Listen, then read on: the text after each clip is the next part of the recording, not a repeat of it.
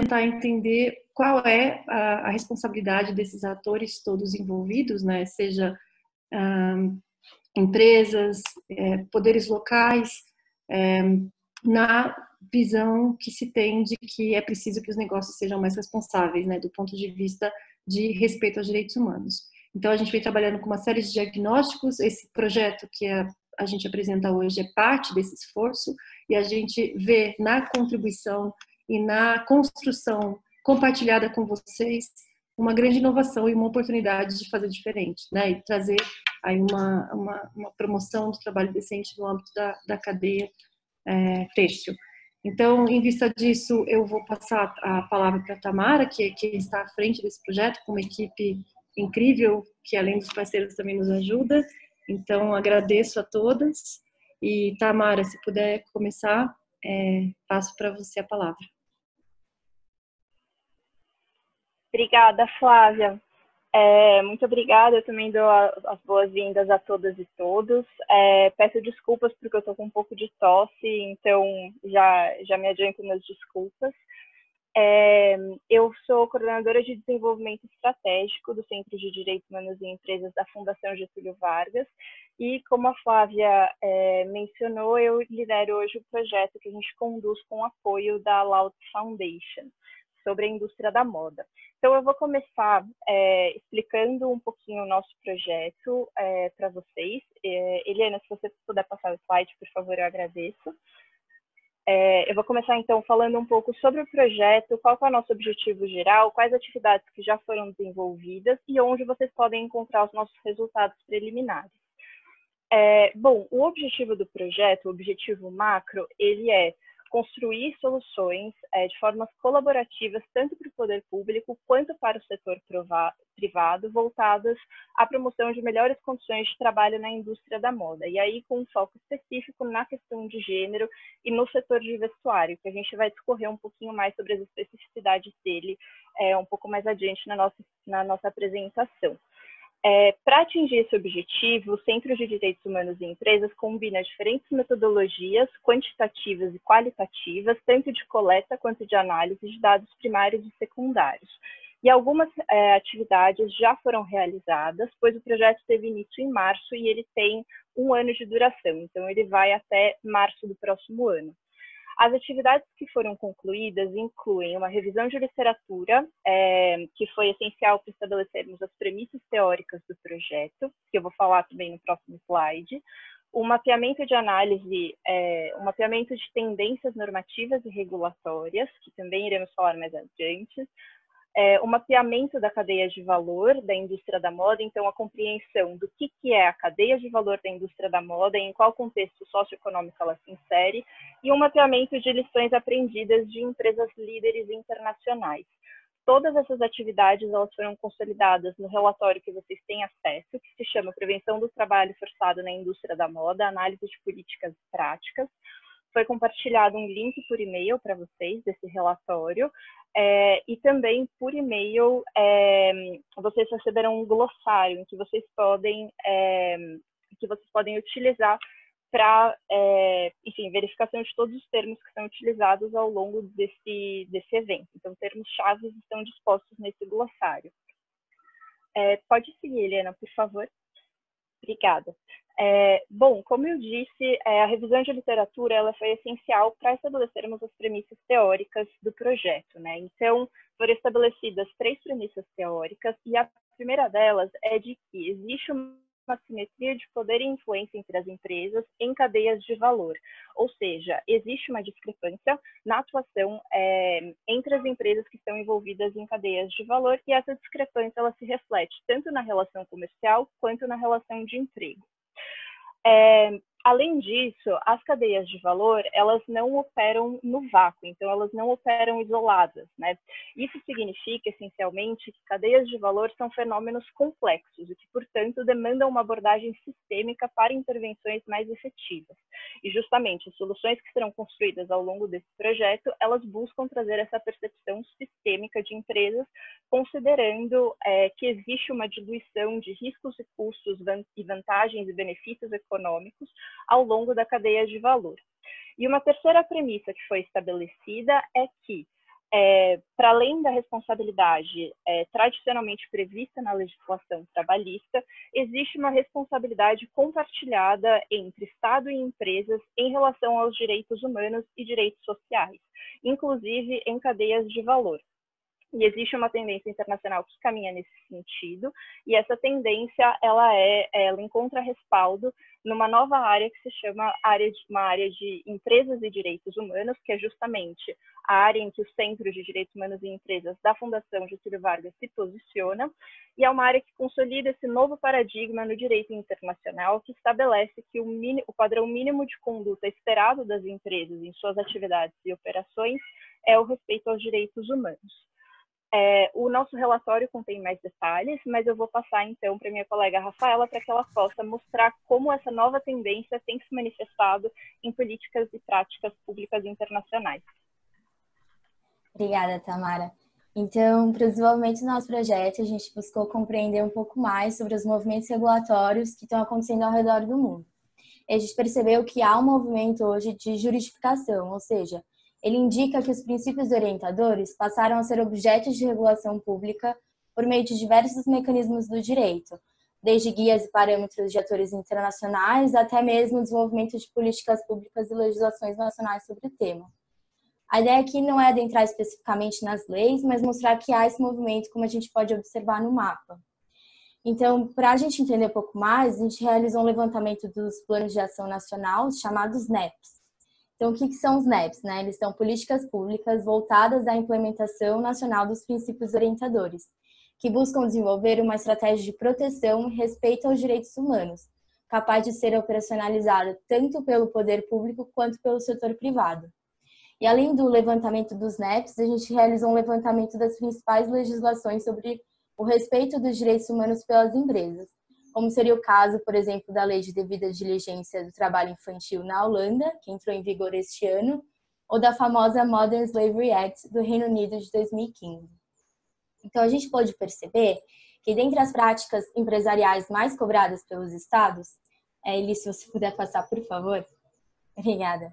Então, dentre as práticas empresariais mais cobradas pelos estados estão a promoção da transparência e prestação de contas em direitos humanos, a devida diligência em direitos humanos e o monitoramento da implementação de medidas adotadas com relação aos direitos humanos pelas empresas. E as temáticas mais cobradas, elas não se referem aos direitos humanos no sentido amplo, mas elas vêm se referindo mais nos aspectos da questão do trabalho, na questão trabalhista. Então, muitas legislações NEPs falam de trabalho forçado, formas de escravidão moderna e trabalho infantil. Por favor, Eli. Obrigada. Então, por conta dessas temáticas, a gente pode perceber que a grande maioria dos instrumentos analisados, eles não trazem definições específicas sobre o que é o trabalho infantil, o trabalho decente, o trabalho forçado ou formas de escravidão moderna. O que esses instrumentos fazem, é retomar os compromissos internacionais já estabelecidos, principalmente as convenções da Organização Internacional do Trabalho. Isso só ressalta a importância das empresas observarem essas convenções. E, por fim, há um movimento crescente, que é importante se mencionar, cada vez mais forte pela adoção de uma legislação mandatória sobre devida diligência de direitos humanos na União Europeia. Isso é importante porque acaba criando para o bloco uma uniformidade com relação aos parâmetros estabelecidos e mandatórios, né? Então, além disso, é importante por quê? Porque a devida diligência em direitos humanos, ela hoje é o principal instrumento a ser implementado pelas empresas para prevenir os riscos, impactos e abusos de direitos humanos que podem ter causado, contribuído ou terem alguma conexão. Então, agora eu passo a palavra para as minhas colegas Eliane e Giovana. Perfeito. Bom, então, considerando esse panorama geral, de como os estados vêm demandando das empresas o respeito aos direitos humanos, em especial em relação a essa temática, com foco específico aqui, na indústria da moda, o nosso trabalho buscou detalhar o funcionamento dessa cadeia, identificando suas principais características, as principais dinâmicas nas suas relações comerciais mesmo, entendendo aqui a indústria da moda de modo bastante amplo, importante trazer esse disclaimer, Então, o modo como a gente entende, a indústria da moda é, de fato, aqui uma indústria que inclui diversas atividades, desde o desenvolvimento do produto, também os setores têxteis, de fiação, tecelagem, vestuário, tanto de roupas quanto de acessórios, couros, enfim. e uma série de outros serviços complementares, né? Como um dos produtos, né, desse processo de identificação e mapeamento da cadeia, a gente elaborou esse fluxograma, que eu apresento aqui para vocês agora, aqui na tela. A ideia não é entrar em detalhes, né, por uma limitação de tempo mesmo, mas pincelar em linhas gerais a estrutura mesmo e organização. Acima, né, em azul, a gente encontra o fluxo produtivo mesmo da indústria, né, que se divide em 4 grandes macroetapas, né, a etapa de desenvolvimento do produto, a etapa de produção de matéria-prima, a etapa da transformação de matéria-prima, né, que vai de fiação à tecelagem, e a etapa de comercialização e consumo final. Todas essas etapas extremamente, né, interrelacionadas, né, mas de modo que o produto final de uma etapa contribui significativamente para o desenvolvimento da etapa seguinte, né. A gente destacou aqui também os fornecedores, né, os principais fornecedores dessa cadeia, acima em rosa, né, e os compradores finais ao final em amarelo. Em roxo, em especial, a gente destacou as etapas da cadeia nas quais a gente visualizou uma participação bastante proeminente das empresas líderes, né, seja na determinação, enfim, de padrões e parâmetros de produção, até a etapa, né, de comercialização, que no caso é a última etapa da cadeia. No nosso relatório, a gente tem um foco, né, bastante claro na subetapa de confecção de vestuário, né, que está inserida nessa macroetapa terceira, né, de transformação da matéria-prima, exatamente por entender que é nessa subetapa que se concentra grande parte das violações em matéria de direitos humanos, né, em especial aquelas relacionadas às formas e condições de trabalho. Bom, como a Giovana mencionou, foi feita uma análise de dados secundários focada no setor de confecção de vestuário. Foram selecionados 5 estados do Brasil para essa análise, que são os 5 estados com maior número de vínculos nesse setor. A contagem de vínculos foi feita com base nos dados da RAIS, que é a relação oficial anual do Ministério da Economia, contendo todos os vínculos empregatícios formais do país. E aí, a partir dessa relação, foram filtradas as empresas com o CNAE, correspondente às atividades desse setor. E aí foram filtrados, então, esses 5 estados: São Paulo, Santa Catarina, Minas Gerais, Paraná e Ceará. Para esses 5 estados, então, foram analisados na primeira etapa dessa pesquisa os indicadores socioeconômicos, com o objetivo de descrever em que contexto que esse setor está atuando e quais são as vulnerabilidades de base que podem contribuir com violação de direitos. Aí foram analisados indicadores como o valor adicionado por setor e PIB, que ajudam a gente a contextualizar um pouco a caracterizar como que é a economia desses municípios, o IDH, que dá uma indicação de qualidade de vida, e o índice de Gini, que apesar de ser um componente do IDH, ele mostra a concentração de renda, então a gente quis dar um foco também nesse indicador. E aí o principal achado dessa etapa da pesquisa é a existência de 2 realidades contrastantes nesses 5 estados. Então, a gente tem a realidade dos pequenos municípios, que são caracterizados como economia dependente mais pesadamente da agropecuária, alguns casos de outliers, que são as observações discrepantes que destoam do todo, em que a presença da indústria corresponde a uma parcela muito grande da riqueza desses alguns poucos municípios. E aí isso acaba gerando uma questão de dependência das prefeituras da receita que vem dessa indústria e que também dá um poder de barganha maior para essas indústrias diante dessas prefeituras municipais. E aí a gente tem também, em contraste, os grandes municípios. E aí nesses grandes municípios predomina o setor de serviços e da indústria. Fazendo a divisão desses grandes municípios em municípios com forte, média e baixa presença do setor de vestuário, a gente percebe que o setor de vestuário está em municípios onde tem mais forte o setor industrial como um todo e o setor de serviços, mas não a agropecuária. Isso ajuda a gente a ter um indicativo, mais ou menos, de como que dá pistas, né, para a gente, de como esse setor se comporta, né, de como que ele está distribuído no território. Ele parece estar mais próximo do setor industrial e dos serviços do que de onde viria a maior parte da matéria-prima, ou parte da matéria-prima desse setor, que seria da agropecuária. Ótimo e bom. Esse contexto socioeconômico, então, né, apresentado pela minha colega Eliana, ele é importante à medida que a gente compreende que, de fato, né, essas relações comerciais, elas não operam no vácuo, elas se inserem dentro de um contexto pré-existente e bastante específico, né? E esse contexto, apesar de heterogêneo, como mencionado pela Eliana, né, diverge um pouco, é diverso, né, entre grandes e pequenos municípios, um dado geral que se mantém é o impacto bastante significativo das empresas líderes, né, seja no setor em si, enquanto ator que dita uma série de padrões e parâmetros de produção para as pequenas e médias empresas, que são as predominantes no setor, quanto na própria localidade, né, inclusive no seu entorno, considerando que a indústria emprega hoje 2,6 milhões de trabalhadores e trabalhadoras no Brasil, em um contexto de vulnerabilidade bastante considerável desses trabalhadores, considerando em especial a marca da informalidade, né, nesse setor e as condições degradantes de trabalho, né, inclusive trabalho em condições análogas a de escravo infantil, focando aqui novamente, né, na subetapa de confecção de vestuário. Por isso é importante a gente olhar, né, e buscar entender essas práticas, né, como tem sido a atuação dessas empresas na indústria, que vai ser mencionado agora pela minha colega Victoriana.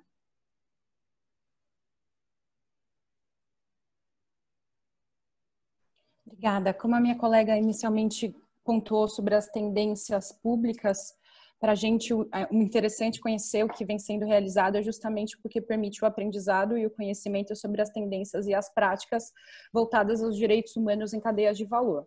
No caso das tendências em práticas privadas, a gente avaliou os resultados do Corporate Human Rights Benchmark. A escolha por esse banco se deu por ser uma iniciativa aberta e pública e também que permite a avaliação do desempenho corporativo em relação aos direitos humanos de modo específico. O Corporate Human Rights Benchmark do ano passado foram 200 empresas divididas em 4 setores. A gente selecionou inicialmente as 50 empresas do setor do vestuário e fizemos um recorte pela pontuação acima de 40%. Todas as empresas que estavam pontuando acima de 40%, totalizando em 12 empresas. A gente avaliou essas 12 empresas. Só lembrando que as empresas do setor vestuário no Corporate Human Rights Benchmark, a média de pontuação é de 24% em relação ao respeito aos direitos humanos. Se puder passar ele, por favor. A gente pôde analisar, então, as tendências dessas 12 empresas, são as empresas mais bem avaliadas em relação a esses 6 temas. Iniciando por políticas e programas de direitos humanos. Eli, por favor.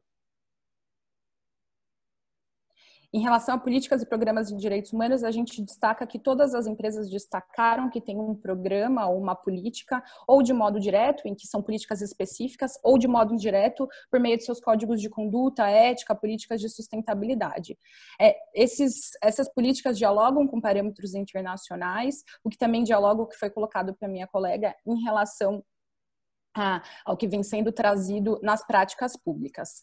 A maioria adota, aqui é curioso, a maioria adota a postura de recomendação aos fornecedores, o que também aponta a necessidade de avanço nesse sentido, para ir além da postura de recomendação.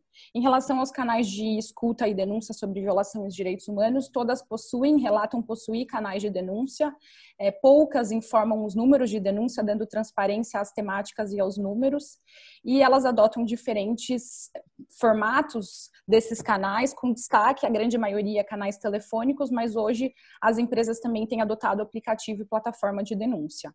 Em relação às ações de capacitação e formação em direitos humanos, a gente observa que os treinamentos, na sua grande maioria, são em temas mais amplos, voltados à sustentabilidade, segurança, compliance, relacionamento com fornecedores, sem um destaque específico para direitos humanos. Apenas 4 das 12 empresas relataram possuir uma formação específica para direitos humanos para os seus funcionários, para funcionários e não para os fornecedores.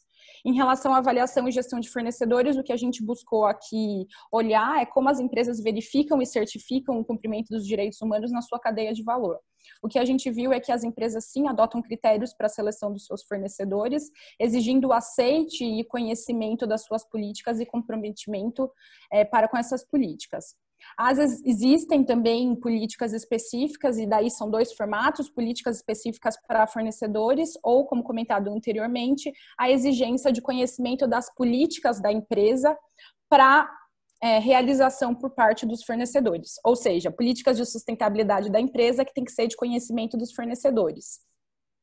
Além disso, em relação aos elos da cadeia, são considerados, na grande maioria, o primeiro elo, as relações diretas dos fornecedores e parceiros comerciais. Poucas empresas pedem para que os seus fornecedores deem conhecimento das políticas para os fornecedores deles, expandindo a cadeia. Aí, em relação à existência de critérios de exclusão, que a gente chama de tolerância zero, também aqui a gente destaca que a minoria possui políticas mais rígidas quanto a critério de exclusão. Mas destacando que a mais bem pontuada do setor tem essa política de tolerância zero. Empresas com questões de trabalho infantil, trabalho escravo, nem entram na sua lista de cadastramento. Em relação ao monitoramento do cumprimento de critérios por fornecedores, poucas delas, a grande maioria relata, todas relatam existir um processo específico de devida diligência, que a gente vai falar no próximo ponto, mas poucas delas relatam que esse monitoramento poucas delas relatam que esse monitoramento é feito in loco, mas sim referenciando a questões de self-assessment, de autoavaliação.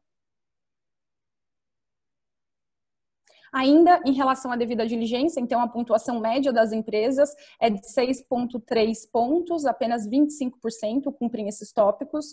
Todas contestaram uma presença de um modelo, de uma ferramenta.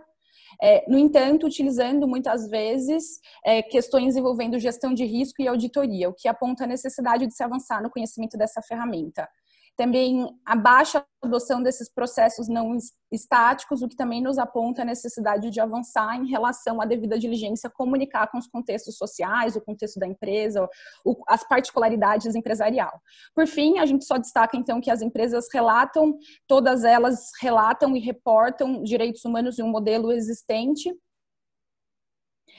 no modelo GRI. A gente aqui só destaca que essas empresas são empresas internacionais. As tendências práticas privadas, elas podem ser feitas em relação a empresas nacionais e internacionais. Nesse primeiro relatório, a gente abordou as empresas internacionais, que constam no Corporate Human Rights Benchmark, conforme pontuado. As empresas nacionais não constam desse relatório ainda, e sim para o próximo. Obrigada. Passo agora a palavra para minha colega.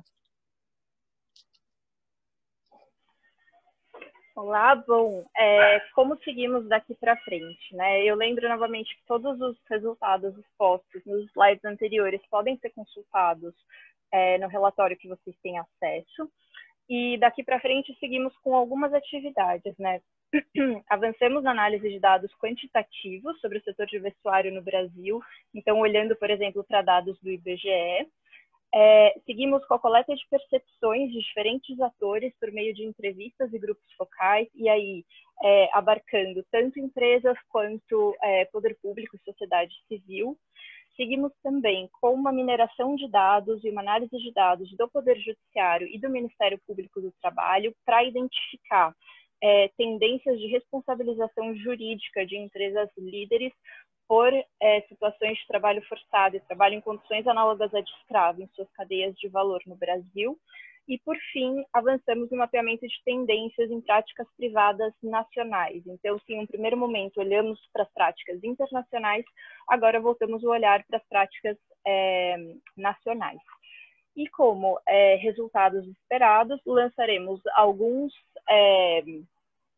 fact sheets, que vão ser chamados de palhinha, então, que vão fornecer informações rápidas sobre a indústria da moda e a temática de empresas e direitos humanos no Brasil. E produziremos também uma capacitação para magistrado e procuradores do trabalho sobre a temática, sobre os achados, e um toolkit para empresas especificamente sobre a devida diligência em direitos humanos e principais tendências. No próximo slide, Eliana, se você puder passar, por favor.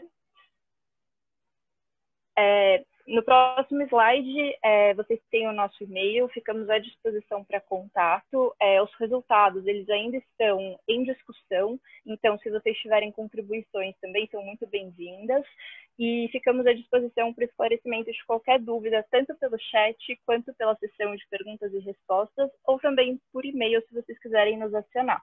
Eu agradeço desde já e eu passo para minha colega Victoriana, que vai introduzir a fala dos nossos parceiros. Muito obrigada.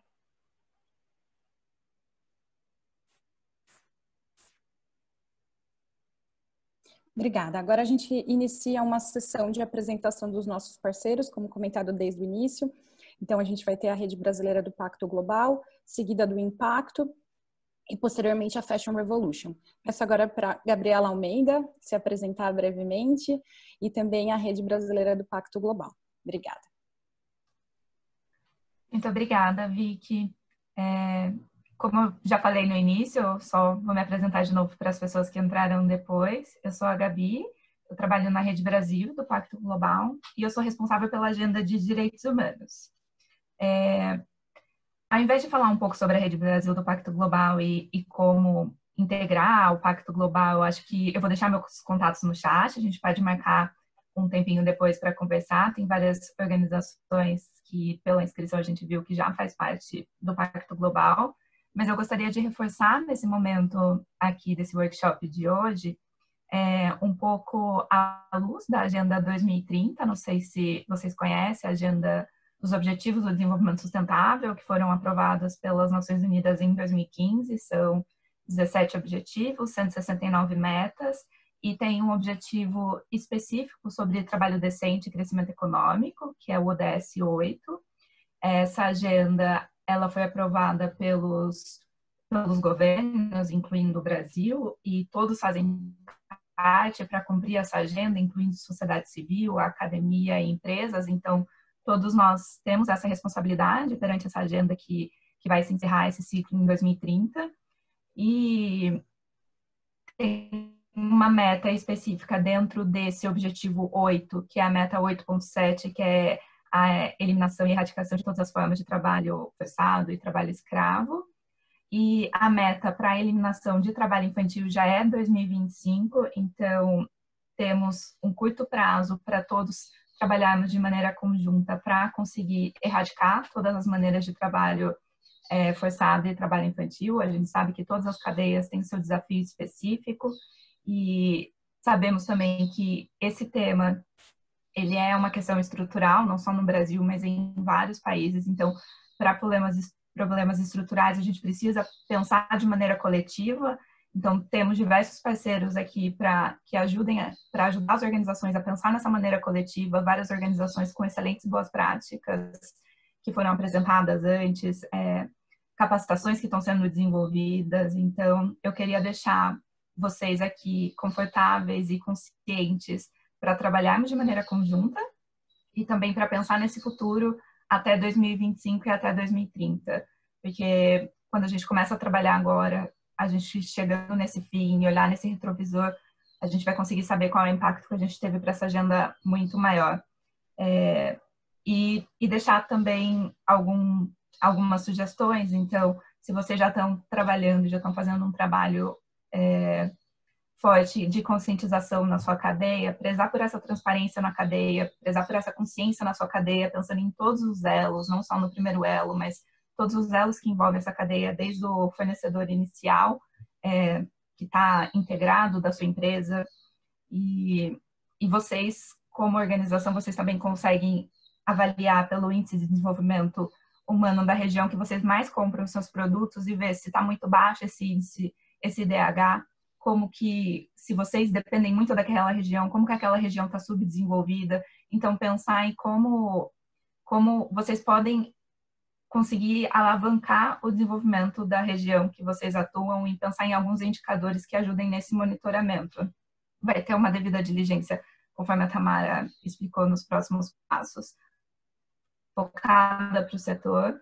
Então, com certeza, vocês vão conseguir trabalhar mais a fundo na temática de direitos humanos, e cadeia é um dos temas principais. Então, não só pensar na atuação das portas para dentro, que vocês fazem em tema de direitos humanos, mas pensando na cadeia como um todo e no entorno onde vocês estão atuando.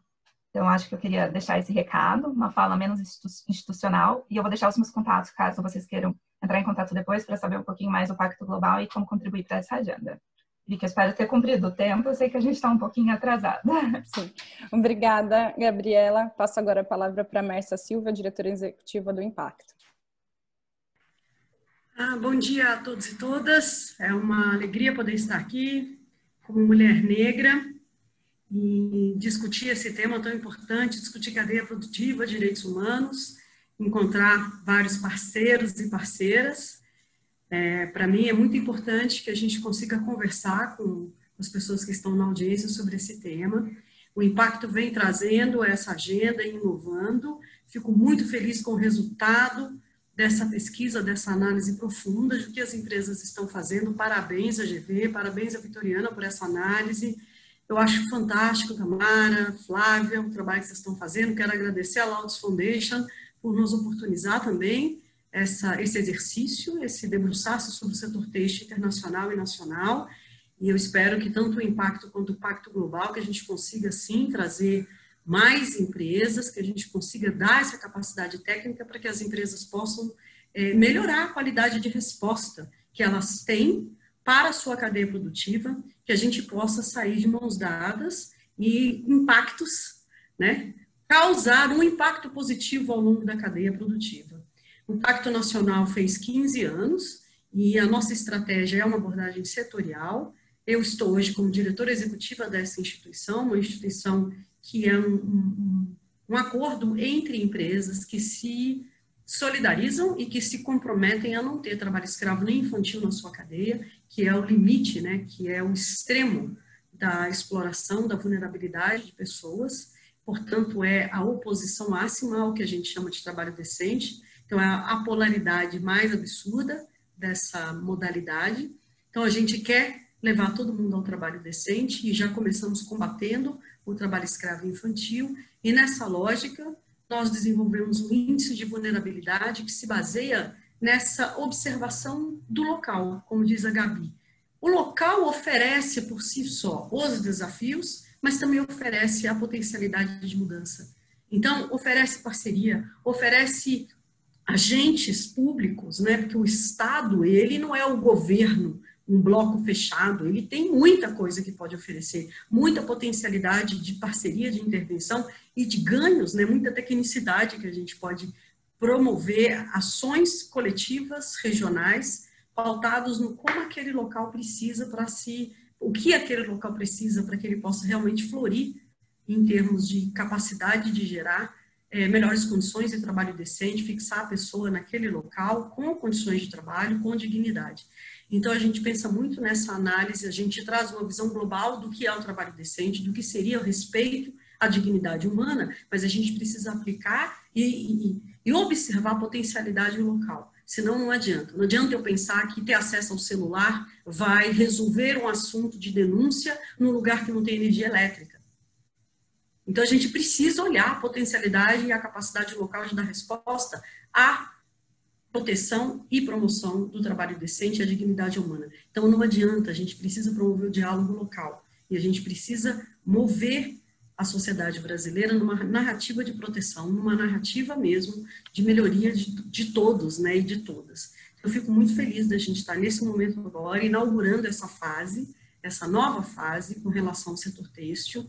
Dentro do Pacto Nacional é um setor, né, um setor têxtil de varejo que está no pacto desde o início, um setor que atua junto com a gente, fundador dessa instituição, é um dos pilares mesmo do Pacto Nacional, é a indústria do varejo têxtil.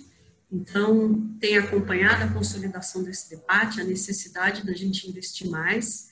Não me espanta quando a gente vê poucas empresas ainda fomentando treinamento com relação a direitos humanos, mas é importante que a gente reforce.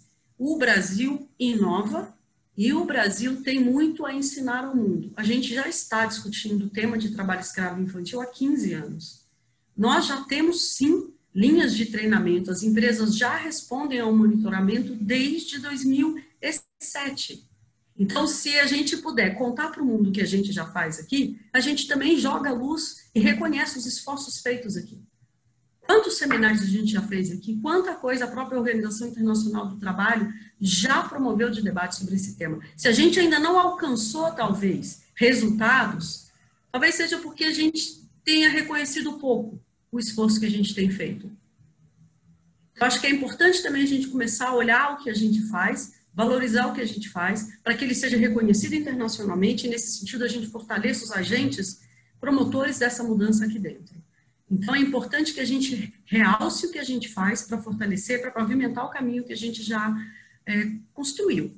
Então, é importante, se precisar, a gente construir essa informação. Então, estou realmente ansiosa para que a gente converse com a indústria nacional, converse com o setor têxtil, e eu quero ouvir um pouco, nós temos hoje convidados para isso, meu tempo está se esgotando, e bora conversar. Obrigada, gente.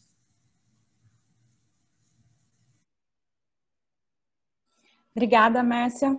Passamos a palavra agora para a Heloísa Artuso, do Fashion Revolution, que vai apresentar o índice para nós. Obrigada, Heloísa. Oi, bom dia, obrigada. Feliz por estar aqui, por estar acompanhando esse estudo que vocês estão desenvolvendo ao longo aí de todos esses meses. E agora compartilhando um pouco das descobertas. Queria parabenizar todas pelo trabalho. Eu sou a Heloísa Artuso, sou diretora educacional do Fashion Revolution Brasil, um movimento global que promove transparência, sustentabilidade e ética na indústria da moda. E eu estou aqui para apresentar um pouco dos resultados do Índice de Transparência da Moda Brasil, lançado na sexta-feira, como forma de contribuir e trazer um pouco mais de insumos aí para a conversa. Eu vou compartilhar a minha tela, que eu tenho poucos slides para apresentar para vocês. Pretendo ficar aqui dentro do tempo combinado e não me estender muito. Bom, o Índice de Transparência da Moda é uma... Todo mundo está vendo? Já está na tela cheia certinho? É uma análise global desenvolvida pelo Fashion Revolution Global. E ele analisa grandes marcas da indústria.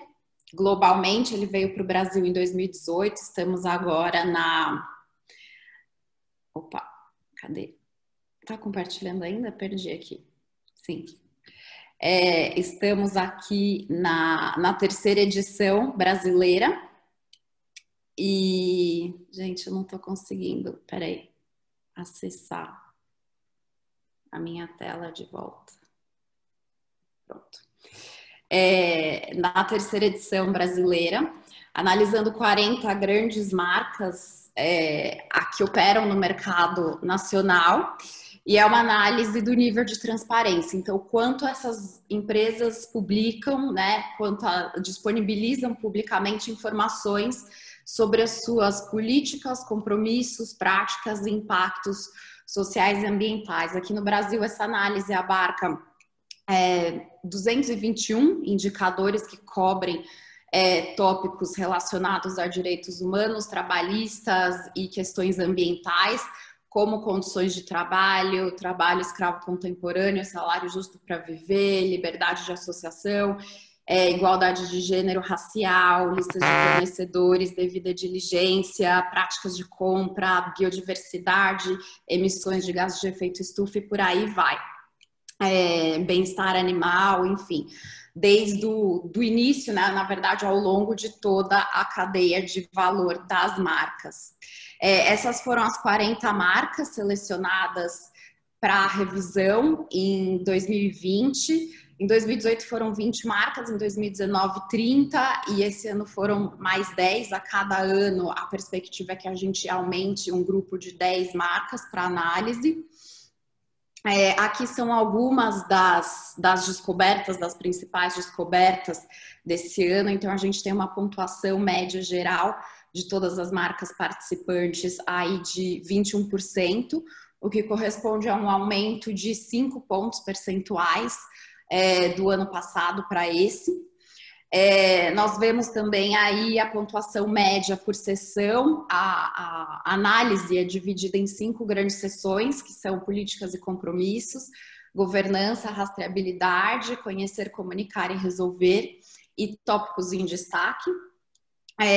Nós vemos isso, a gente monitora, né, ano a ano, e a gente vê essa tendência da pontuação média geral tá sempre maior ali nas primeiras casas, principalmente na seção de políticas e compromissos, e conforme a pesquisa vai ficando mais minuciosa, mais detalhada, se esticando aí ao longo da cadeia e pedindo informações mais concretas sobre práticas, sobre programas e iniciativas, a média tende a cair.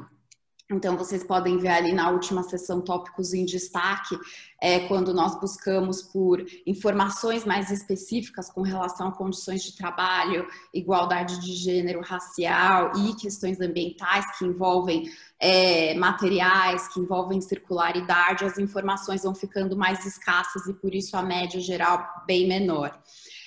Com relação à distribuição aí de pontuação, nós temos uma marca pontuando mais de 70%, é a primeira vez que uma marca, tanto no global, esse é o primeiro ano, quanto no brasileiro, consegue ultrapassar essa casa dos 70%.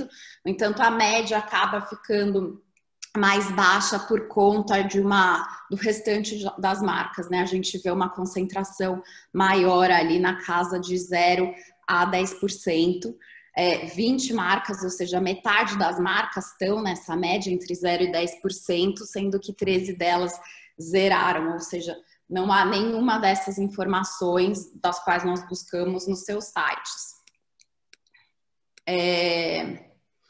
Uma questão importante e que a pesquisa do Brasil acaba revelando números maiores em comparação à pesquisa global, aqui com relação à rastreabilidade e listas de fornecedores, e que para a gente é uma sessão de bastante peso, de bastante importância, né?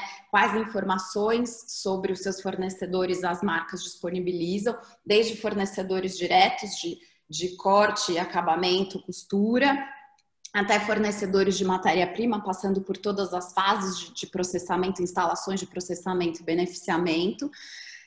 Claro que as informações mais acessíveis, né, as informações publicadas em maior quantidade estão ali nos fornecedores de nível 1, como vocês podem ver, e elas também vão ficando mais escassas conforme elas vão se prolongando aí até chegar no nível da matéria-prima.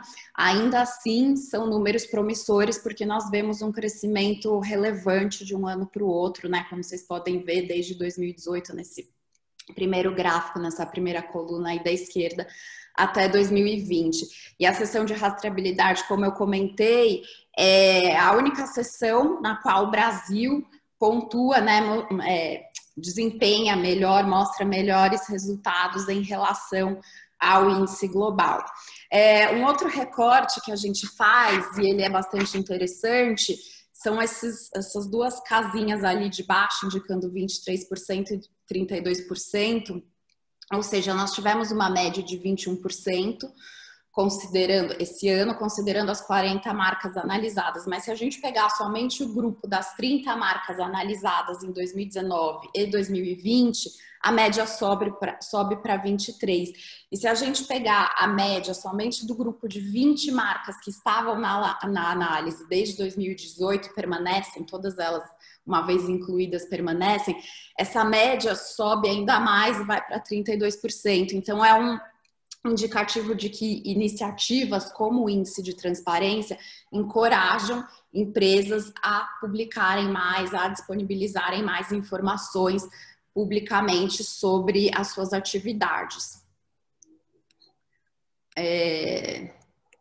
Aqui, antes de acabar, também a gente faz esse recorte do desempenho das marcas, né? Então, a gente vai monitorando quem são as maiores marcas ano a ano, quem são as que não pontuam ano a ano, ou as que se movem de forma muito lenta ano a ano. E a gente também analisa aí os maiores saltos de desempenho ano a ano para entender quais marcas estão organizando, né, se organizando melhor para publicar essas informações, e gerando mais esforços internamente para que essas informações venham à tona.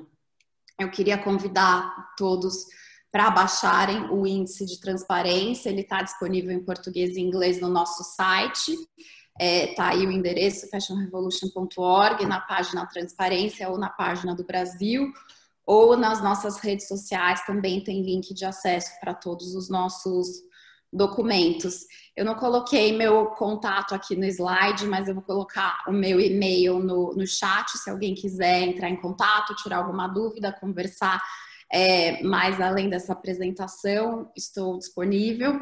Obrigada pelo espaço. Obrigada, Heloísa. Agora a gente inicia a sessão de debate. Passo a palavra, por favor, à minha colega Tamara, que vai moderar e coordenar essa sessão. Olá de novo. Bom, eu gostaria então, né, como a Vicky colocou, de convidar para um debate, uma mesa de debate virtual, a Camila, que é coordenadora da área de negociações internacionais da Associação Brasileira da Indústria Têxtil de Confecção, a ABIT, e também o Edmundo, que é diretor executivo da Associação Brasileira de Varejo Têxtil, a BVTEX. Os dois já estão aqui. E bom, esse debate ele tem 20 minutos, então faremos duas perguntas para a Camila, duas perguntas para o Edmundo, e eu peço desculpas porque estamos 10 minutinhos atrasados aqui no evento.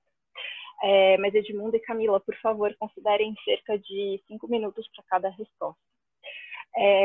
Bom, eu vou começar aqui com uma pergunta para Camila, então, que é uma pergunta muito alinhada com as tendências internacionais que foram expostas no trabalho da FGV.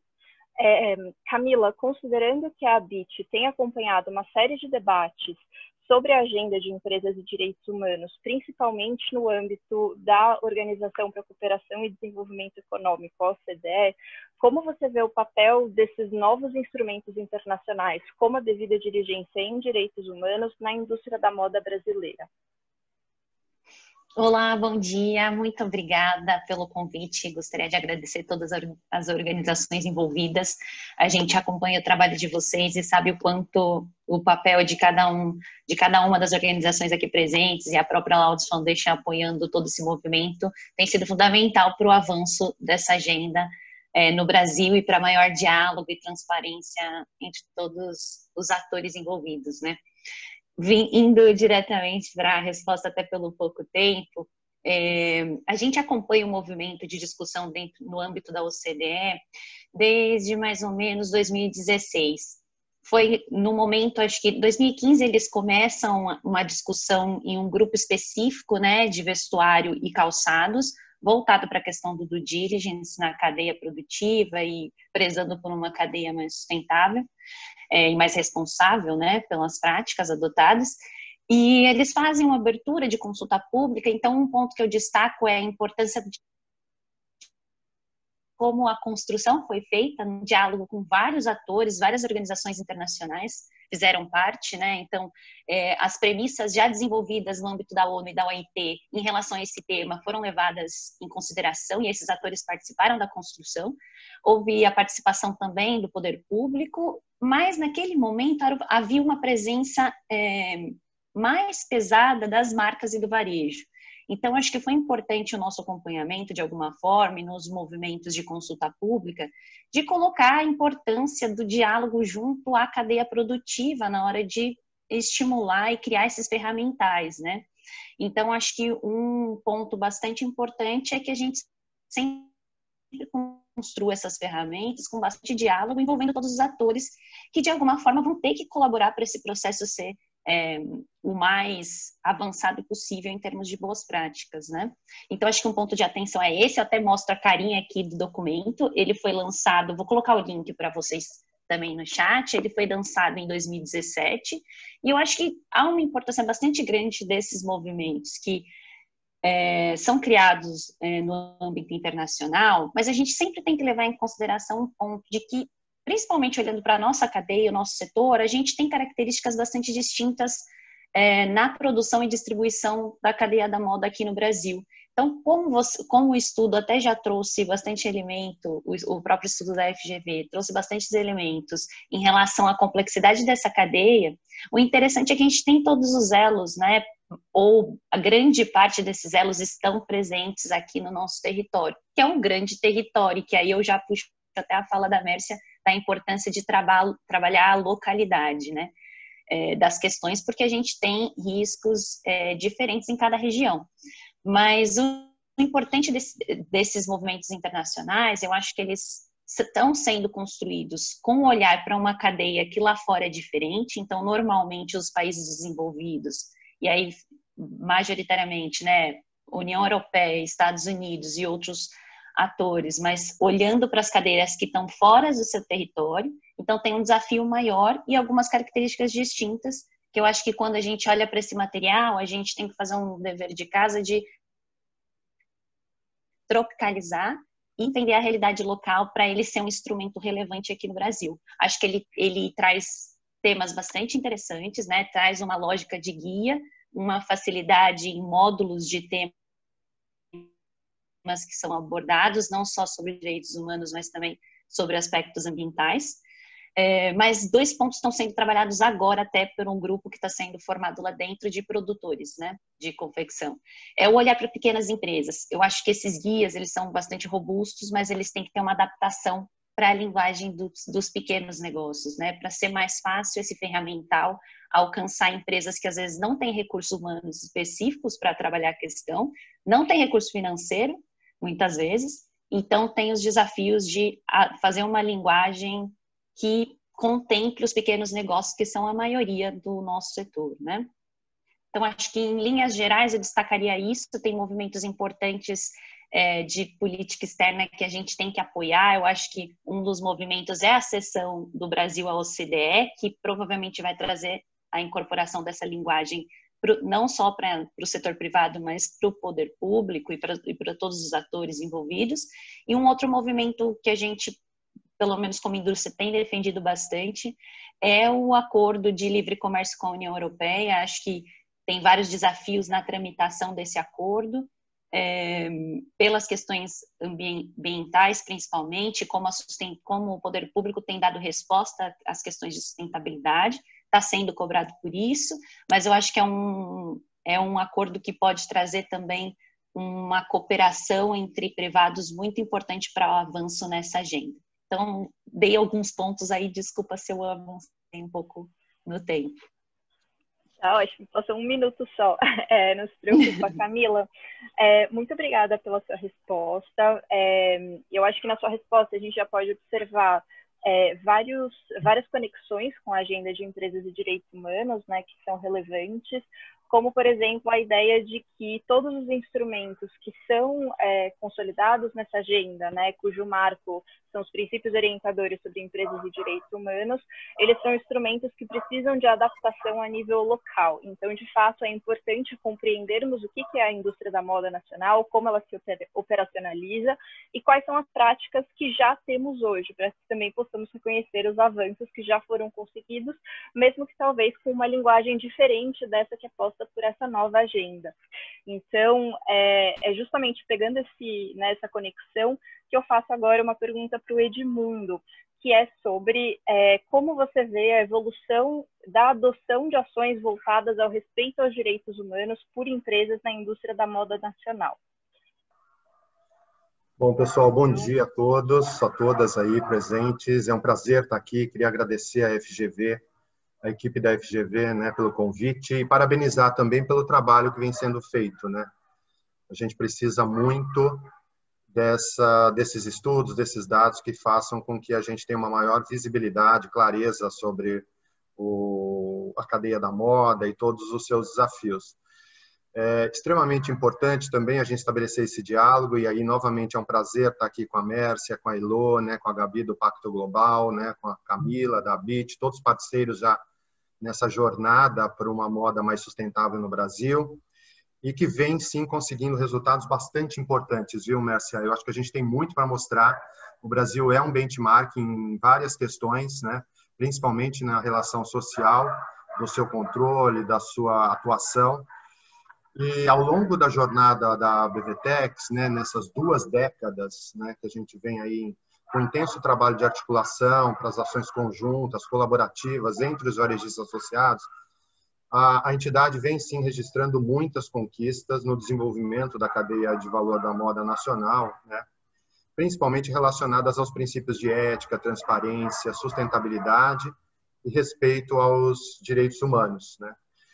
Uma iniciativa bastante concreta que nós temos, e já discutimos isso já desde 2009, 2007, né, é o programa BVTEX, né? O programa que existe já há 10 anos, é considerado o maior esforço setorial da moda aí no Brasil em prol da responsabilidade social, do compliance e da promoção do trabalho digno.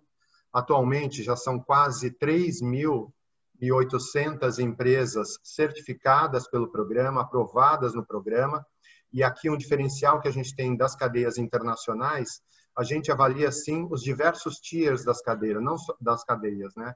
Não só o fornecedor direto, mas também os seus subcontratados, terceirizados e até quarteirizados, caso exista, na cadeia de fornecimento dos varejistas associados à BVTEX. É um programa que está presente em mais de 600 municípios, em 18 estados da federação, né, que beneficia diretamente mais de 325 mil trabalhadores formais nessa indústria, que têm seus direitos garantidos, que as empresas atuam de acordo com as condições de saúde, segurança adequado, sempre oferecendo o melhor ambiente de trabalho para esses colaboradores, né? Contudo, sim, sabemos que a gente tem muito para fazer, né? Essas 4.000 representam um pequeno percentual de toda a indústria nacional, então o desafio para a gente avançar nesse processo em outras cadeias, em outros elos, né, de produtivo é bastante grande, fato pelo qual, sim, a gente projeta uma década de atuação bastante intensa ainda nessa questão relacionada à cadeia de valor da moda, né? Incluindo aí tanto a indústria como o varejo, né? Principalmente no fomento ao trabalho digno, o combate à informalidade, que é uma das grandes questões aqui do setor, o relacionamento entre os diversos elos da cadeia, né? A Camila trouxe bem, são elos com uma diversidade muito grande, você tem micro, pequenos, médios, empresas, grandes empresas, então o relacionamento entre essas empresas é um fator relevante a ser trabalhado, né? Na busca sempre de atender os anseios desse consumidor, sempre mais consciente, mais exigente, né?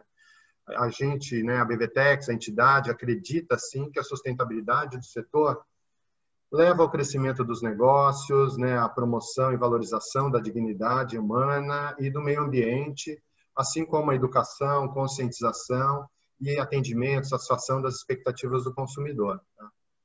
Então, acho que é extremamente importante esse diálogo, assuntos como esse, fóruns como esse, em que a gente realmente troca ideias, troca sugestões e, de alguma maneira, avança nesse processo de consolidação de um segmento de moda mais sustentável aqui no Brasil. Perfeito, muito obrigada, Edmundo. De fato, acho que a sua fala ela mostra, né, que o setor da moda nacional ele tem iniciativas pioneiras, e acho que a ideia daqui para frente é dialogarmos juntos, né, como você coloca, para que consigamos avançar ainda mais, de fato, assumindo a linguagem dos direitos humanos, como é proposto por essa nova agenda internacional de empresas e direitos humanos, né? Mas acho que tudo isso também hoje se encontra em um contexto muito peculiar, né, com a pandemia do Covid-19, que, enfim, tenho certeza que afetou a todos aqui presentes, né? E aí, por isso, agora eu gostaria de perguntar para a Camila. Camila, na sua opinião, quais que foram os efeitos da pandemia na produção da indústria da moda nacional? Assim, o que você, né, por meio da BIT, conseguiu observar de mudanças nesse novo cenário? Foi um ano bastante desafiador, né? Acho que não só para a indústria da moda, a indústria como um todo, o cenário econômico brasileiro enfrentou desafios muito grandes. Se a gente olhar um pouquinho, só trazer alguns dados para ilustrar, né? Se a gente olhar os dados consolidados de janeiro a setembro desse ano, a gente, comparado ao mesmo período do ano anterior, a gente teve uma queda de produção têxtil de 14%, uma queda de produção do vestuário de 32%.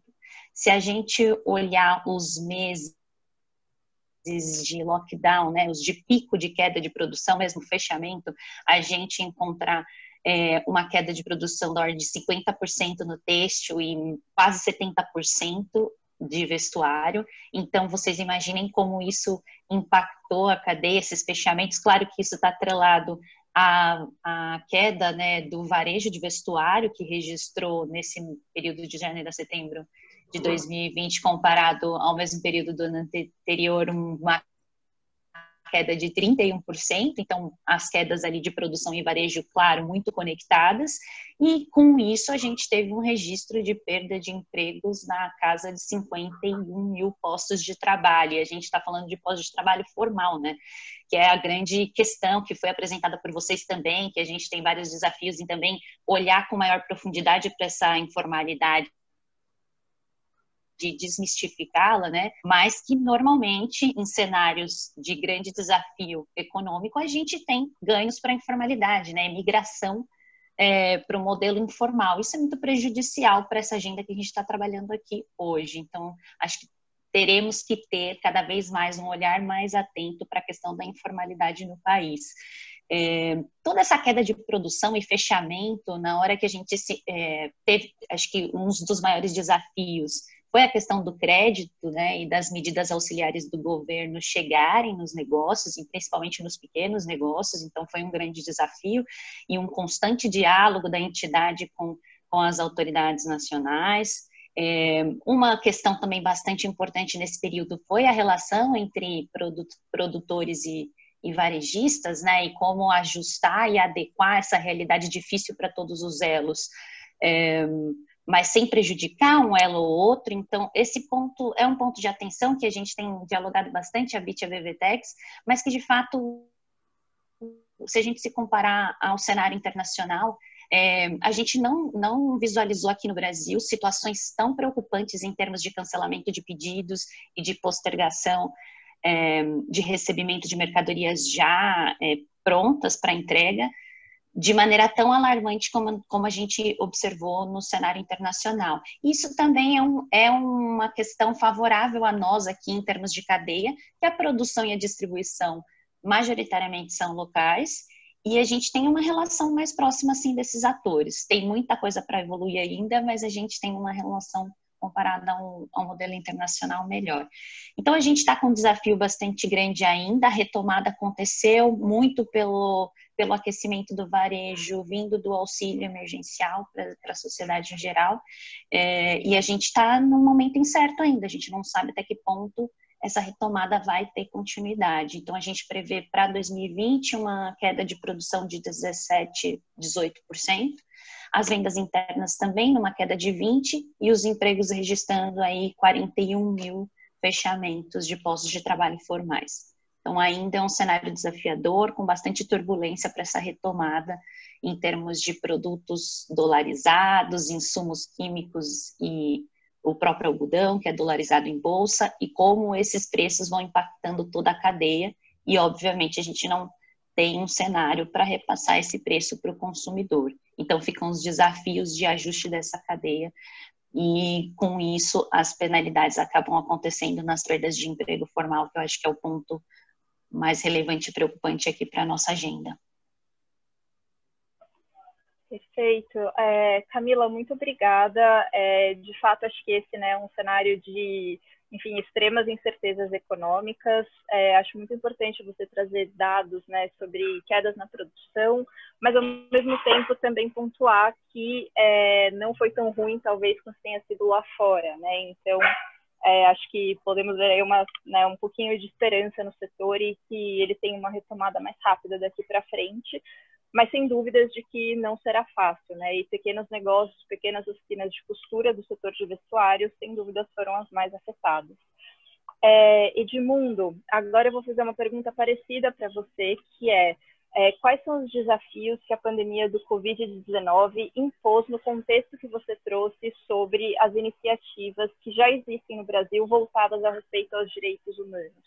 Então, quais são os novos desafios que você visualiza nessa atuação, nesse contexto tão incerto? Tá. Bom, acho que a Camila traz muito na fala dela, né, da resposta aí a essa questão dos desafios, né? Mas eu quero afirmar assim, né, o varejo ele tem uma expectativa bastante positiva em relação à retomada, apesar de toda essa turbulência que a gente vem vivendo, né, as incertezas em relação, inclusive, ao ressurgimento, né, do vírus aí, do aumento da pandemia. Mas a gente sim tem uma expectativa positiva, com o pé no chão, mas acreditamos sim numa retomada do consumo e seguir adiante aí nesse desenvolvimento, né? Acho que um dos grandes desafios que a gente tem, invariavelmente, né, e já foi comentado aqui algumas vezes, é a questão da informalidade. A gente, obviamente, percebeu a informalidade, ela sempre foi um fator preocupante para o setor, né? A gente tem uma estimativa aí de aproximadamente 30% a 35% do setor, de tudo que se comercializa de vestuário, de moda aqui no Brasil, é feito de maneira ou informal ou com algum grau de irregularidade grave. Então, esse tema sempre foi preocupante na nossa agenda, mas que a gente viu que se intensificou bastante agora no momento de pandemia, né? Dado ao alto desemprego que a gente tem, e as pessoas, obviamente, para conseguir o sustento das suas famílias, invariavelmente buscaram alternativas aí para aumentar a sua renda. Então, acho que esse é um dos grandes pontos que nós temos. A reorganização da cadeia produtiva também é um dos grandes, não só da cadeia produtiva, mas até do próprio varejo, né? Porque majoritariamente são setores, tanto indústria como varejo, formados por micro e pequenas empresas que tiveram um impacto muito forte agora durante a pandemia, né? Com o cessamento das atividades por longos meses, com dificuldade de acesso a crédito, capital de giro, né? Aqueles que tiveram que recorrer às reservas próprias para sobreviver nesse processo de pandemia. Então, a gente chega agora num processo bem deteriorado em termos econômicos, né? As empresas tendo, sim, essa necessidade de se reorganizar. Camila trouxe bem o dado, né, do aumento de consumo agora nessa retomada e, consequentemente, a gente sofre com a carência de insumos, com carência de mão de obra para a produção, né? Então, o momento agora é de atenção, é de reorganização dessas cadeias produtivas para que a gente consiga, assim, dar vazão e, principalmente, abastecer a necessidade aí dos consumidores à frente, né? Então, essa questão, né, da informalidade, do combate à informalidade, né, que, de certa forma, né, precariza as relações de trabalho, prejudica a arrecadação do Estado, impactando no desenvolvimento de políticas públicas e traz uma concorrência desleal para as empresas formalmente estabelecidas, esse é um dos grandes desafios. A reorganização dessa cadeia produtiva também, uma cadeia longa, como já foi dito aqui, também se faz necessário de maneira bastante concreta, né? A gente acredita que essa solução para a carência de insumos e de mão de obra, ela deve perdurar ainda, esse desafio deve perdurar até o início do ano que vem, né? Primeiro semestre de 2021.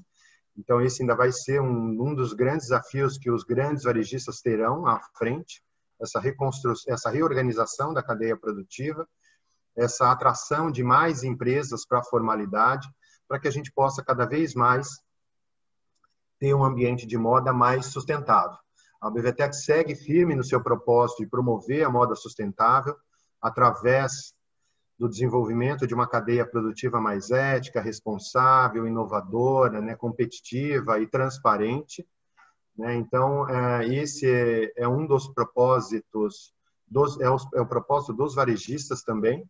E, nesse sentido, a gente não tem a intenção de retroagir, né? Sempre partir do que já conquistamos e avançar novos degraus nessa escada da sustentabilidade, da dignidade do trabalhador, do colaborador, dentro da cadeia de moda, tá? Legal, muito obrigada, Edmundo. Acho que na sua fala, né, o que você trouxe aqui, de fato, a informalidade é uma preocupação constante no setor e que, né, evidenciada ainda mais pela pandemia. Então, de fato, isso é algo que qualquer iniciativa daqui para frente precisa endereçar, precisa, pelo menos, considerar, né, dentre as suas premissas. Então, de fato, acho que é um dos grandes desafios daqui para frente. E, bom, para encerrar o debate, eu peço muitas desculpas pelo barulho, está passando acho, com um helicóptero, mas eu gostaria de agradecer a Camila e o Edmundo pelas considerações que foram feitas. Acho que falamos bastante sobre, né, como a agenda de empresas e direitos humanos e essa nova linguagem de direitos humanos, ela precisa ser transposta para as necessidades nacionais, tanto no âmbito dos negócios, né, quanto no âmbito do poder público. Falamos também, né, que dentre essas iniciativas nacionais há um destaque para o programa da BVTEX, né, e que esse é um programa que, de fato, tem avançado na promoção de uma moda sustentável no país, olhando para, né, diferentes elos da cadeia dessa indústria. E, por fim, como a complexidade de tudo isso, que já não é pequena, aumenta ainda mais no cenário da pandemia do Covid-19, que impõe novos desafios para todos nós. Então, bom, eu agradeço muito a participação e a disponibilidade da Camila e do Edmundo por estarem aqui hoje, e agora eu abro para o nosso momento de perguntas. Eu lembro que todos os participantes podem fazer perguntas na sessão de Q&A, que está disponível no Zoom. Então, por favor, incentivamos as perguntas. Temos agora cerca de 20 minutinhos para respondê-las. Já temos algumas. E eu também vou chamar as minhas colegas para auxiliarem nesse momento, né? Minhas colegas aqui do FGV-SED. E, bom, uma das perguntas que eu vou começar respondendo é sobre quando que vai ser disponibilizado o Toolkit para as empresas. O Toolkit para as empresas ele vai ser um produto final do projeto, então ele só vai ser disponibilizado nos próximos meses, mas a ideia é que ele esteja pronto por volta de março. Então, por volta de março, teremos esse produto e divulgaremos para todos. Temos também uma pergunta sobre... Opa, deixa eu ver aqui. Opa, perdi aqui, acho que a pergunta sumiu, mas temos uma pergunta sobre quais foram as normativas analisadas. Então, para isso eu vou chamar minha colega Rafaela, que ela pode falar um pouquinho mais sobre isso. Obrigada, tá. Então, a gente analisou 23 planos de ação nacional, todos eles estão no relatório final que a gente publicou, e 8 leis, né? Entre elas o Modern Slavery Act, tanto do Reino Unido quanto da Austrália, o Child Labour Due Diligence Law da Holanda, que é super recente, o Corporate Duty of Vigilance da França, California Transparency in Supply Chains Act, enfim, uma série de normativas, inclusive o decreto do Brasil. Todas elas estão disponíveis no relatório. O que eu posso ressaltar aqui é que, dentre essa análise dos 23 planos de ação nacional e das 8 leis, a gente olhou para as possíveis definições e conceituações de trabalho forçado, infantil, decente e formas de escravidão moderna, para se essa lei ou plano de ação fala alguma coisa sobre a devida diligência, se fala alguma coisa sobre a promoção de transparência e prestação de contas em direitos humanos, e se fala sobre monitoramento da implementação de medidas adotadas pelas empresas com relação aos direitos humanos. Então, a pergunta era especificamente de políticas públicas para combater o trabalho forçado. Então, como exemplo, a gente tem o California Transparency in Supply Chains Act, que é do ano de 2010, é uma lei do estado da Califórnia nos Estados Unidos, que versa sobre a transparência e prestação de contas na cadeia produtiva com relação ao trabalho forçado. E aí, posteriormente, em 2015, teve o Modern Slavery Act do Reino Unido. Em 2018, o Modern Slavery Act da Austrália, que é muito similar, mas com as suas peculiaridades. E os dois versam também sobre a prestação de contas de formas de escravidão moderna, né? Que é um termo um pouco diferente de trabalho forçado. E só lembrando também que esses termos, né, as definições de trabalho decente, trabalho forçado, a gente trouxe tudo no glossário que enviamos para vocês por e-mail. Então, também vocês podem dar uma olhada lá para verificar as diferenças. Então, vamos passar para a próxima dúvida. Se tiver mais alguma dúvida também, por favor. Muito obrigada, Rafaela. Uma próxima dúvida foi sobre os canais utilizados para análise de dados da RAIS. Minha colega Eliana já respondeu no chat essa pergunta, então eu vou passar para a pergunta seguinte, que é como a reorganização do varejo pode ajudar a melhorar as práticas de respeito aos direitos humanos, né? Na verdade, bom, vou tentar fazer aqui uma resposta, mas em primeiro lugar acho que eu queria dizer que não existe uma resposta pronta, né, para essa pergunta. E na verdade, eu diria que muito mais do que a reorganização do varejo, seria na verdade repensar as práticas que existem hoje em relação aos direitos humanos, né? Acho que a pandemia do Covid-19, como a gente pôde perceber no debate, traz desafios infinitos, que precisam ser endereçados daqui para frente, né? E considerando essa nova agenda de empresas e direitos humanos, que consolida que o mínimo esperado das empresas é que elas consigam respeitar esses direitos respeitar esses direitos em suas atividades e operações, de fato, repensar as práticas que estão sendo feitas hoje para sempre aprimorá-las no sentido de buscar melhorias de condições de trabalho, melhorias de respeito aos direitos humanos de uma forma ampla, de fato é necessário, né? Então, acho que essa nova agenda, ela, enfim, está mais premente do que nunca, mas também é necessário pensar, de fato, o que faz sentido para cada empresa adotar e qual que é a capacidade de cada empresa da adoção seja de novas práticas ou do aprimoramento das práticas existentes, né? Então, também é preciso olhar por esse aspecto. Espero que eu tenha respondido aqui um pouquinho a pergunta, né, sobre a reorganização do varejo, que de fato, mais do que uma reorganização, é pensar no que já é feito hoje e como isso pode ser melhorado daqui para frente, né. O Edmundo, eu vi aqui que ele gostaria de fazer uma fala. Rafaela, se você puder colocá-lo em foco, por favor. Na realidade, Tamara, eu quero só reforçar, assim, né, além obviamente, da junção, mas principalmente a união do varejo, né? É importante que as empresas se unam nesse grande desafio de promover uma moda mais sustentável, né? Que se unam nas boas práticas, se juntem aos varejistas aqui associados da BVTEX. A gente troca muito boas práticas entre eles, a gente faz todo um processo de diálogo, todas as decisões são consensadas, a gente dialoga muito com esses parceiros, com o Fashion Revolution, com o Impacto, com a ABIT, né, com o Pacto Global, né? Então, assim, tem muito aprendizado sendo feito, muito enriquecimento sendo feito, né? É importante que a gente avance sempre de maneira consolidada, colaborativa, né, unida, para que a gente consiga realmente ter um impacto positivo determinante aqui na cadeia de valor da moda do Brasil.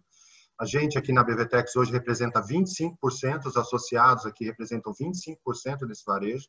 Então, assim, a gente ainda tem grandes desafios em atrair cada vez mais empresas e o restante do mercado para esse movimento de sustentabilidade, para esse movimento de dignidade dos colaboradores e de transparência no mundo da moda, tá? Perfeito, muito obrigada, Edmundo.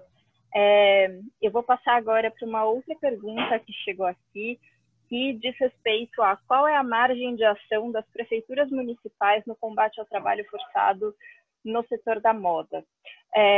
Bom, essa também é uma pergunta difícil, que, claro, depende das competências no âmbito municipal, mas o que eu gostaria de pontuar, e vou chamar também uma colega minha para complementar a resposta, é que parte do pressuposto de que o Estado, em todos os níveis da federação, tem um dever primário de proteção e respeito aos direitos humanos, que é um dever consolidado no direito internacional dos direitos humanos, né? E esse dever, ele se materializa também no enfrentamento e no combate ao trabalho forçado e ao trabalho escravo pelos municípios, pelos estados e pela própria União. Algo interessante de colocar no âmbito da Prefeitura Municipal de São Paulo, por exemplo, é que recentemente foi elaborado com apoio e a parceria da Organização Internacional do Trabalho um novo fluxo de atendimento às vítimas de situações de trabalho escravo, então assegurando uma maior proteção e um maior respaldo posterior ao resgate para essas vítimas. Então, acho que essa é uma iniciativa muito interessante de trazer e que com certeza pode ser aprofundada. Eu passo a palavra agora também para minha colega Eliana, que gostaria de fazer um complemento sobre essa pergunta. Como a Tamara falou, o dever de proteção está em todas as esferas do governo. Então, o governo municipal ele também pode contribuir para o combate ao trabalho escravo através de algumas situações práticas. Como o poder de polícia e de inspeção, ele não está, no caso das inspeções e de operações de resgate, contra o trabalho em condição análoga de escravo, o trabalho forçado não é feito a nível municipal, mas sim a nível estadual ou a nível federal, até coordenado a nível federal, o que a prefeitura pode fazer nesse sentido seriam ações de coordenação e de alinhamento com as outras esferas federativas. Mas ainda a nível municipal, a gente teria outros tipos de ação possíveis, que a gente for pensar ações mais de base. Assim. Então, o município ele tem um papel fundamental no combate a vulnerabilidades. O município é responsável pela maior parte dos serviços sociais de atenção primária, na assistência social, por exemplo. Quanto mais vulneráveis as pessoas estão, mais, em termos socioeconômicos de modo geral, mais vulneráveis elas estão a serem submetidas a esse tipo de serviço. Então, a gente tem até, que vai ser analisado nas próximas etapas dessa pesquisa, por exemplo, uma análise de quais são os municípios que têm o conselho de combate ao trabalho forçado, ao trabalho em condição análoga de escrava. Quais são as ações que esses municípios estão prevendo e também se tem ações de reinserção. Esse banco de dados, ele existe, apesar de ser binário, né, a gente consegue ter uma noção de sim ou não só, mas então existe esse papel dos municípios também, em políticas públicas de forma mais ampla, não no poder de polícia necessariamente, mas a gente está pensando aqui em combate a vulnerabilidades e reinserção produtiva. Muito obrigada, Eliana. Eu acho que algo importante dessa fala, que faz uma conexão com a fala anterior do Edmundo, é justamente a necessidade de coordenação, né? Então, acho que hoje, mais do que nunca, é necessário que haja coordenação tanto do setor privado quanto do setor público para o enfrentamento efetivo do trabalho escravo e também promoção de melhores condições de trabalho no setor, né? Então, acho que esse é um ponto central que apareceu na fala de vocês dois, né? Eliana, chegou mais uma pergunta e, na verdade, eu vou voltar a palavra para você, que diz respeito a que nível a categoria de raça se aplicou à pesquisa. Então, nos dados quantitativos, se você puder responder, por favor. Nessa primeira etapa, a gente não chegou a olhar a variável raça, porque na RAIS, essa variável ela não é muito bem preenchida, além dela não ser autodeclarada. Né? A RAIS ela é geralmente preenchida pela contabilidade da empresa, né? Então essa variável não tem uma qualidade muito boa. A gente está olhando já para a raça na próxima etapa, que não está apresentado nesse relatório, mas que já foi analisada, que são os dados do censo demográfico. Apesar de ser um dado já um pouco defasado, de 2010, né? Infelizmente a gente está nesse período aqui entre censos, né? Que é um período péssimo para pesquisa, mas é o que a gente tem. E já temos resultados interessantes assim, em relação as pessoas que são empregadas nesse setor. E aí a gente tem um perfil dos trabalhadores, com raça, com gênero, com outras variáveis interessantes. Então está sendo abordado na pesquisa, mas não foi abordado nesse relatório. Posso fazer até uma contribuição nisso? Afinal de contas, tem 20 anos que eu trabalho com esse tema. Claro, por favor.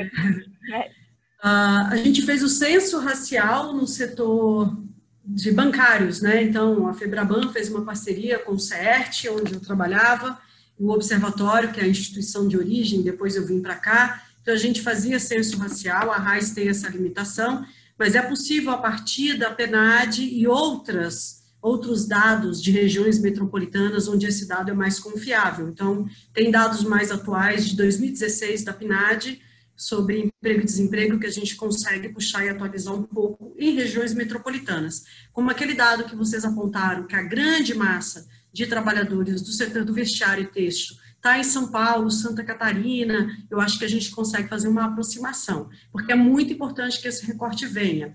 E eu quero reforçar aqui para a audiência nossa desse workshop maravilhoso, que esse próximo passo desse exercício que a gente está fazendo aqui é uma parceria entre o Pacto Global, o Impacto, a FGV. Nós temos um grupo de trabalho do setor têxtil dentro do Pacto Nacional, que é onde a gente vai começar o trabalho de discutir essa ferramenta de due diligence. Então, é importante que a gente mostre essa ação coordenada conjunta, né? Essa convocatória coletiva aqui, a ABIT, a BVTEX está dentro desse grupo de trabalho desde que ele foi fundado, que é onde a gente vai tentar discutir esse piloto, discutir um pouco essa experimentação, esse exercício mesmo de construir uma referência comum. Concordo, e a gente tem que ter esse ambiente pré-competitivo, esse ambiente onde a gente aprende um com os outros, né? Um exercício de cidadania de todos para com todos. é importante a gente fazer isso. Eu queria deixar essa palavra final aqui, a gente já está quase chegando no fim também, para fazer esse convite em relação às empresas que estamos assistindo, conhecer o grupo de trabalho têxtil do Impacto. Muito obrigada, Mércia. Complementando um pouco sua fala, né, de fato, o grupo de trabalho têxtil, ele vai ser essencial para avançarmos no diálogo com as empresas, né, daqui para frente. Peço desculpas pela tosse de novo, mas com certeza esse diálogo vai ser muito importante, ele vai se dar no formato de grupos focais, né?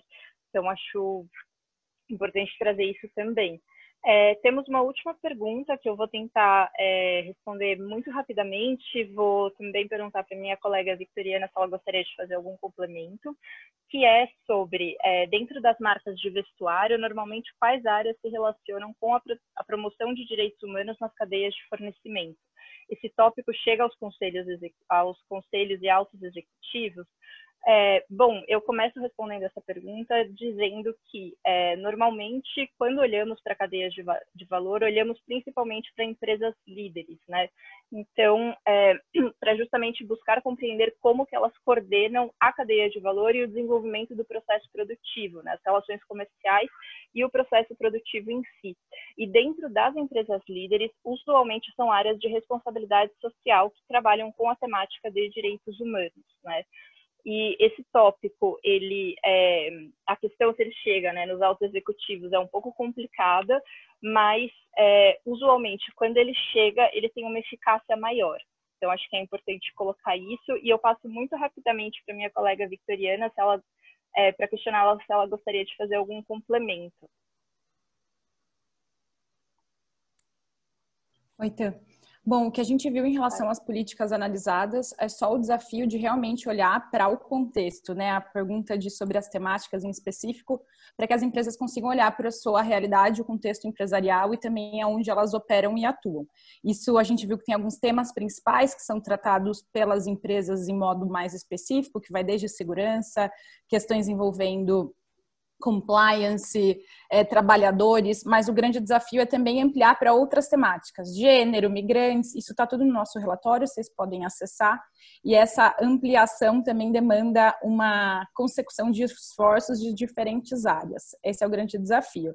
Também acho que a gente poderia perguntar, a Heloísa tem uma sessão específica sobre governança, se gostaria de adicionar, por favor, Heloísa. Oi, posso completar um pouquinho aqui, até em cima do que a Tamara falou, sobre como essas informações ou essas questões chegam ao nível do conselho, ao nível executivo mais alto. Na sessão de governança, a gente busca informações, por exemplo, sobre quem é o membro do conselho responsável por questões de direitos humanos e meio ambiente, e se esse nome está divulgado, inclusive com o contato dele, e se a empresa divulga publicamente também uma descrição de como essa prestação de contas do conselho é implementada na prática, ou seja, como ela vai de cima para baixo na empresa. O que a gente descobriu com relação à divulgação do nome do membro do conselho é que somente 8% das marcas divulgam essa informação e 20% das marcas divulgam essa descrição de como esse procedimento é implementado, né, dentro da empresa. A gente busca informação com relação a isso também, sobre como, por exemplo, o bônus e incentivos de executivos estão ligados à melhoria na gestão de direitos humanos ou de meio ambiente, como, por exemplo, por meio de bônus anual, avaliação de performance, se isso também está atrelado, né, a esse tipo de bônus e incentivo. E a gente descobriu que só 15% das marcas divulgam isso publicamente. Não quer dizer que não tenham, né, mas publicamente o que sabemos é que são 15% delas. Então, acho que daí já dá para ter um termômetro também de como isso funciona ou o que isso representa, né, para empresas. Perfeito, muito obrigada, Heloísa. Eu acredito que o Edmundo gostaria de fazer uma pequena contribuição. É super rápido, é mais trazer pela parte prática, né? Assim, dentro dos associados da BVTEX, são empresas líderes aí, grandes, né?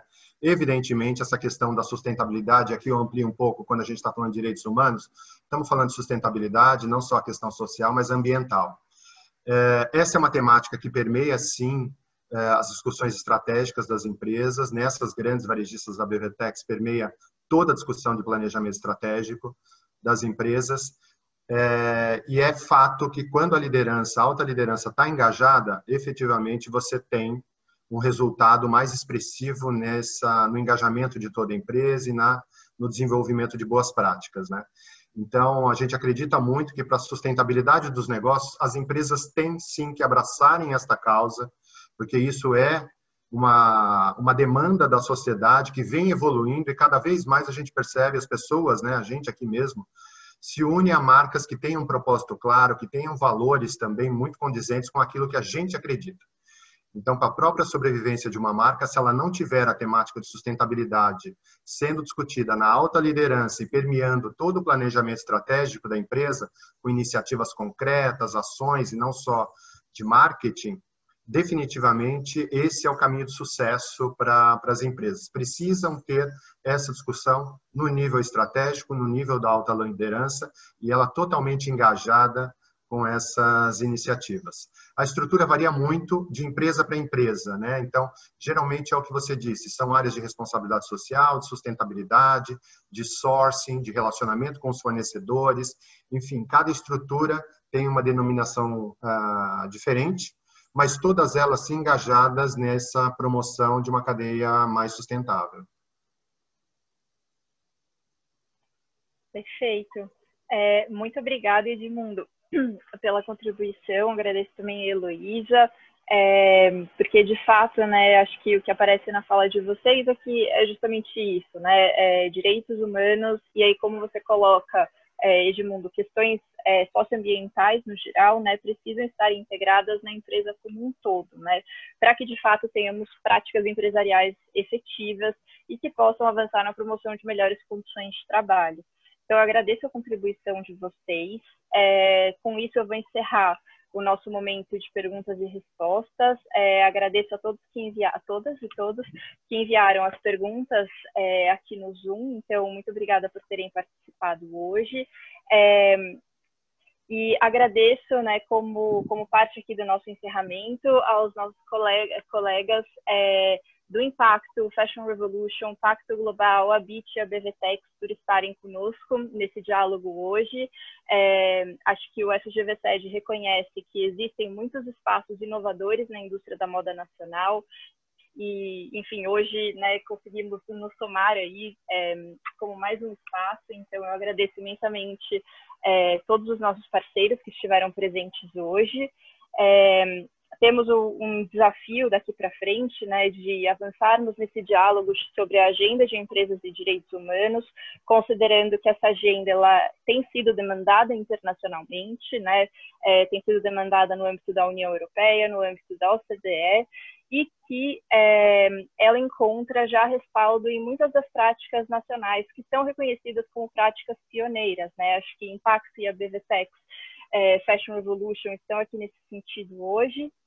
Então, acho que a ideia daqui para frente é, de fato, avançar nesse diálogo. Espero poder voltar para vocês com os nossos resultados, com os nossos toolkits para capacitação, e também o toolkit sobre devida diligência em direitos humanos como, né, um novo instrumento que se coloca, mas que, ao mesmo tempo, se soma a tudo aquilo que já existe. Então, eu agradeço imensamente a participação de todas e todos hoje. Gostaria apenas de ressalvar que tanto o glossário quanto o relatório com os achados do FGV-SED serão compartilhados novamente por e-mail, junto com o link desse evento que foi gravado, para que vocês também possam compartilhar.